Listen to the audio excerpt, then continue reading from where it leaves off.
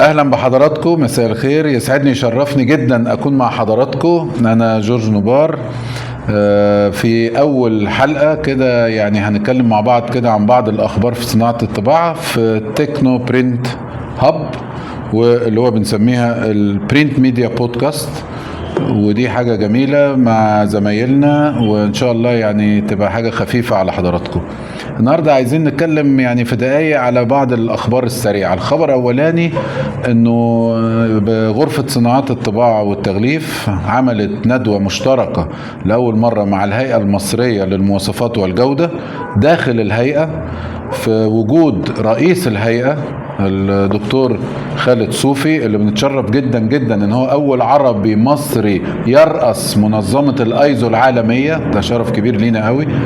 وحضر 80 متخصص في صناعة الطباعة مع الخبراء بتوع الهيئة. الحقيقة كان الحوار بيدور حول المواصفات القياسية الفنية للطباعة، مش الإدارية أو السلامة المهنية أو البيئة وطبعا الاستدامة، لا، هي المواصفات الفنية. يعني باختصار شديد، مثلا مواصفة رقم 12647 شرطة 2 اللي هي بتخص طباعة الأوفست، وإن إزاي الناس تشتري الورق صح. يعني نقدر نقيس الورق كلون واحنا بنشتريه، ازاي نشتري الاحبار صح، وبعدين المرحله المهمه ازاي نطبع، نحط الحبر على الورق صح عن طريق القياسات اللونيه والكثافيه الصحيحه. ان شاء الله يعني هيبقى في خطه ما بين الهيئه والغرفه ان نساعد المطابع اللي عايزه تحقق ده، لان الى الان ما فيش ولا مطبعه في مصر عندها هذه المواصفه يعني. ونحاول نعمل ده لان في فتره قليله، وطبعا الاساتذه من حضراتكم اللي بيطبعوا لشركات مالتي ناشونال عالميه عارفين ان المواصفه دي ملزمه للتصدير وكده. فان شاء الله هندي لحضراتكم تفاصيل اكتر في الحلقات الجايه. الخبر الثاني انه انتشر تماما دلوقتي في العالم كله كلمه امبيليشمنت، ديجيتال امبيليشمنت، اللي هي لما نترجمها هي زخرفه، لكن هي معناها اضافه قيمه. يعني احنا بنضيف قيمه على المطبوع. طبعا اي حاجه غير الحبر على الخامه بتبقى اضافه قيمه. فالاول مره اصبح زي الورنيش مثلا، زي البصمه، النهارده اصبح لاول مره في اخر السنوات القليله الماضيه نقدر نعمل امبيليشمنت ده بالديجيتال، بماكينات الطباعه الرقميه، مش ماكينات الانتاجيه العاديه في الطباعه التقليديه. طبعا دي ميزه فظيعه ان احنا ممكن نعمل ورنيش مشخصا، ورنيش ممكن يبقى فيه تكتاليتي، يعني فيه ارتفاع ممكن يوصل لأجزاء من الملي وحسب الطبقات اللي بنحطها. ممكن نعمل ورنيش مط لامع، ممكن الورنيش يبقى مشخصا، يعني أعمل شكل ورنيش على المطبوع هي نسخة واحدة بس. ممكن اعمل بصمة في ماكينة ديجيتال، بصمة على البارد بالفويلينج، سواء ذهبي فضي وكده.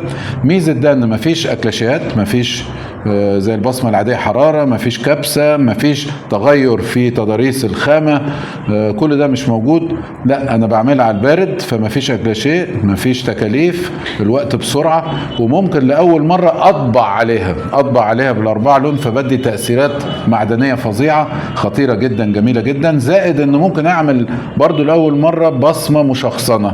يعني النهاردة لا يمكن احنا نعمل بصمة لشهادة، لا يمكن، لان الاكلاشيات حضراتكم عارفين يعني بتكلف قد ايه، لكن بدي ممكن نعملها طبعا. وحاجات كتيرة جدا في الامبيليشمنت دي برضو ان شاء الله في الحلقات الفنية.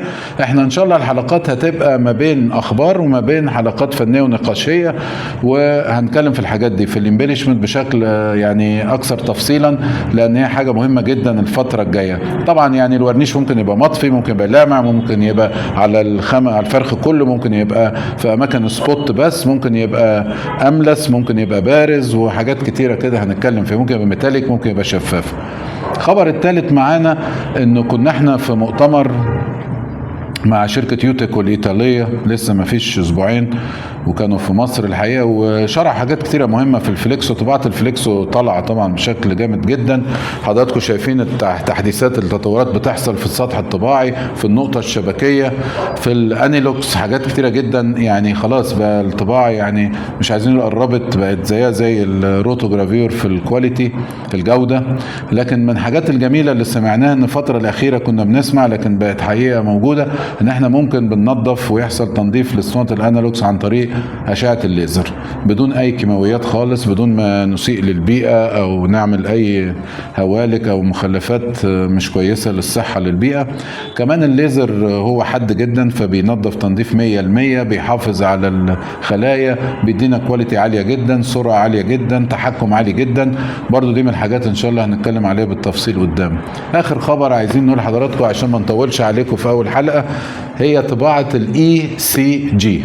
اي يعني اكستندد او اكسبندد، يعني بيبقى ممتد، بنمط الكالر جامت اللي هو المدى اللوني او النطاق اللوني او المجال اللوني، اللي هو بالبلدي عدد الالوان اللي ممكن نطبعها. بنزودها ازاي؟ عن طريق ان بطبع ب7 الوان مش 4، مش CMYK بس. هي في معظم الوقت في 5 الوان بنختار منهم، لكن اشهرهم الOGV، يعني الاورنج، برتقاني، جرين، اخضر، فايولت، البنفسجي. ال3 الوان دول مع CMYK بيديني مدى واسع جدا جدا. يعني احنا بس عشان نبقى عارفين، مثلا احنا بنطبع حدود 450-500 الف لون في الاوفست، الفليكس، الروتو، ال4 لون العاديه. بالاي سي جي بوصل لحوالي 900 الف لون، يعني بقرب من مليون. بكون فوق ال 90-92% من الوان البانتون بتيجي اوتوماتيك، مش محتاج احط بانتون فيها. ناس كتيره في الباكجينج في التغليف ابتدت تتجه الاتجاه ده، سواء في الفليكسو، سواء في الاوفست، سواء حتى في بعض الماكينات الديجيتال والروتو. فدي حاجه مهمه جدا لازم نبص لها. هنتكلم على الاي سي جي، ازاي نجهز الملف، ازاي نجيب الاحبار، ازاي بتوفر لنا وقت وجهد، بتطلع كواليتي عالي، الوان خياليه فيها طبعا تشبع عالي جدا جدا. وطبعا اكيد حضراتكم هتقولوا طب فصل الوان هنعمله ازاي، و7 الوان هينزلوا على انهي زوايا شبكيه؟ كل دي حاجات ان شاء الله هنناقشها بالتفصيل مع حضراتكم في الحلقات الجايه. احنا بس عايزين نبتدي، لان ده واجبنا من كل ناحيه، ان احنا نتواصل مع حضراتكم بكل حديث بيحصل في كل حته، سواء عن المعارض، سواء عن الندوات وورش العمل، التقنيات اللي بتنزل. ان شاء الله هنتابع مع حضراتكم تباعا بكل الحاجات دي. شكرا وبالتوفيق، والسلام عليكم ورحمة الله وبركاته. شكرا.